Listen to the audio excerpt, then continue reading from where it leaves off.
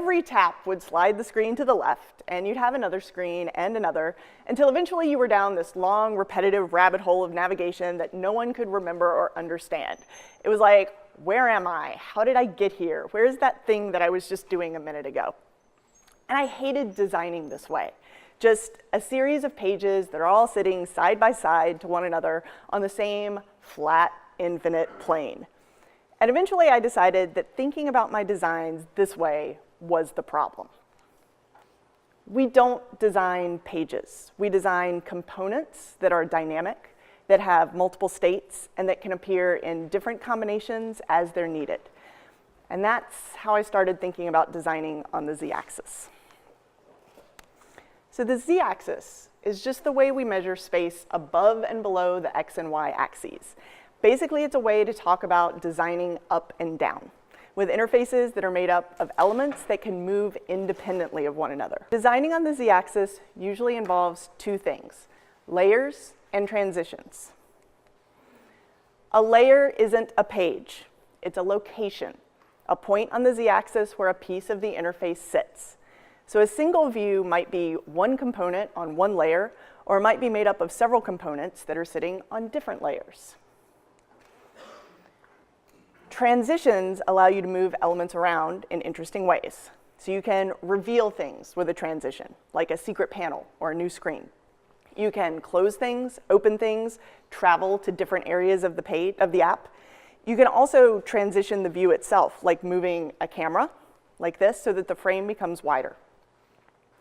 And by combining layers and transitions, you can create dynamic interfaces that simulate three-dimensional depth. I like how Tumblr does this here for creating a new post. They slide a new layer up, and they give you these big tappable buttons to select your post type.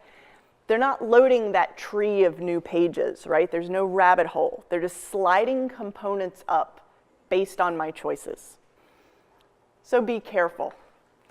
Make sure you understand the purpose of each of your layers and that you use them consistently.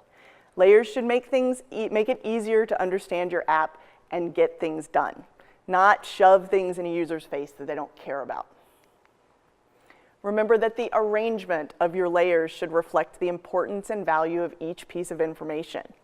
It's okay to slide something over and reveal a layer underneath. Up is not the only direction you have to design and build. And don't forget that layers can move independently in space and in time, which adds depth to your interface. You can use asynchronous scrolling to tell stories, to describe the passage of time, or just to create that more immersive experience. If you're going to have layers, then you also need thoughtful transitions to connect them together so that everything makes sense. Transitions are kind of your chance to DJ your app. It's like overlapping beats, making one jam flow into the next. No disruptions. They just smooth everything out. They're like Bob Ross. No sharp edges when you have good transitions. So really think about the animations and transitions in your interface. You don't want users to have to do the in-betweening for your app. You can't just jump from state to state. You need to fill in the gaps, smooth it out like Bob Ross, so no one gets confused about where they are or what they're looking at. Transitions and animations are a great way to teach users about your app, your navigation, your interaction affordances, your information architecture. There are lots of ways transitions can simplify your experience. And remember that your transitions don't have to be all whiz-bang flash. The really subtle movements are often the most powerful because they feel totally natural and seamless.